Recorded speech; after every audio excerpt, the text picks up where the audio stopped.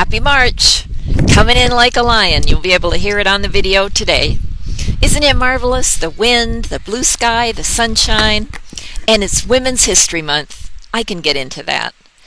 But I can't help but think, why do we need Women's History Month? Isn't all history women's history? So I'm going to be thinking about that. I hope you do too. Welcome to Monday Morning Book Buzz. I'm Heather from the Bay County Public Library. I'm here today at the perfect spot to kick off a month of stories about women. Girls Inc. of Bay County, inspiring girls to be strong, smart, and bold. Now, Girls Inc. isn't here right now, but they are totally in existence. Even though their building got wrecked during the hurricane, they are going strong.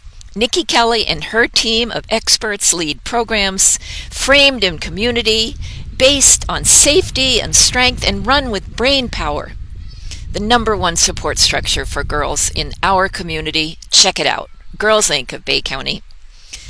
Happy Women's History Month. All month, all women. How cool is that? The theme this year is Choose to Challenge. So let's do this. Let's challenge it all month. And guess what? I've got some books today, written by women and about women, and also about men, because we're all in this together. The first book I want to talk about is Growing Old, Challenging the Status Quo. This book is written by an 84-year-old widowed great-grandmother. Did you grimace quietly, secretly, when I said widowed great-grandmother? What's up with that?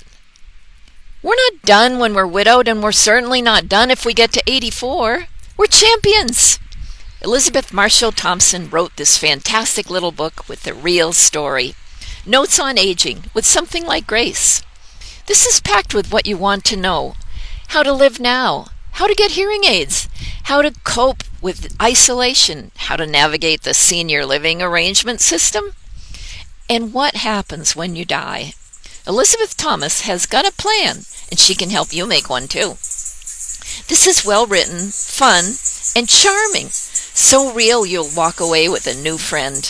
Growing Old by Elizabeth Marshall Thomas. I was studying last week to teach a class on Indigenous women, and I came across this book published in 2020, Oak Flat by Redness.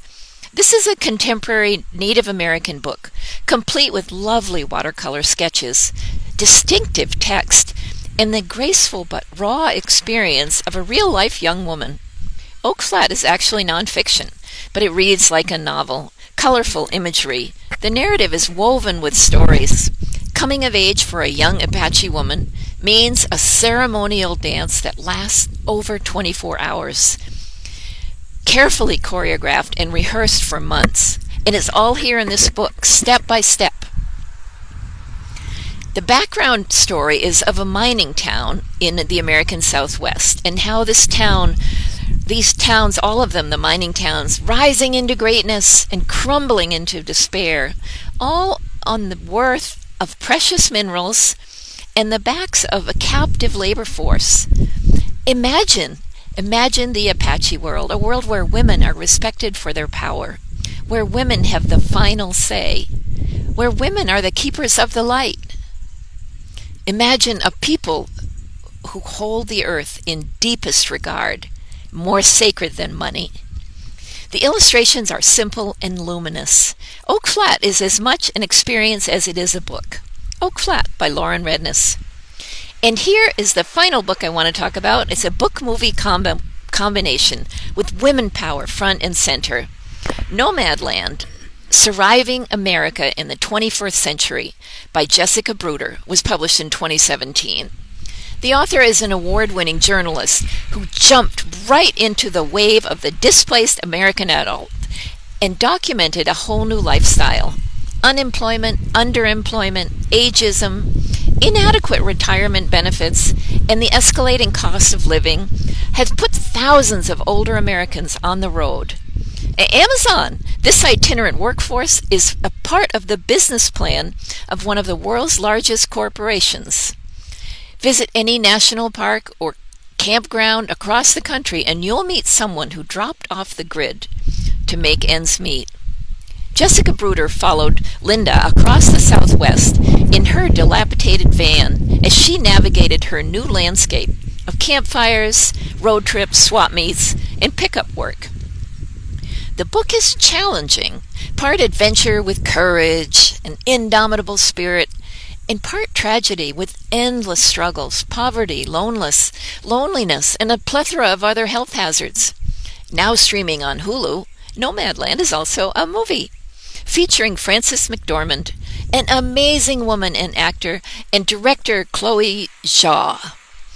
This director did a fantastic job taking this book into a film. She featured mainly a non-professional cast and the unfiltered, sand-blasted landscape of the Southwest for a set. Frances McDormand is sensational.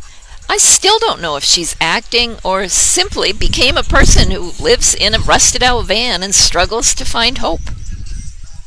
The film is harsh and yet non-judgmental, kind of like the book. Take it or leave it. This is how many adults have to live now. It is attractive and frightening at once. There are campfires every night, and always new friends and new horizons ahead of you. But it is also freezing cold in those vehicles, and there is not a toilet in sight. Nomad Land by Jessica Bruder. Book club is on Wednesday, March 10th at 11. Email me for a link. Let's talk. I'm Heather from the library. Happy reading!